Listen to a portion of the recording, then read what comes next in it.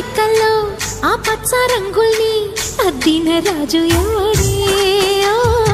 నిన్నాగో పడికెల్లో ఆ విష్ణు పాదాలు దిద్దిన మాయా దేవుడే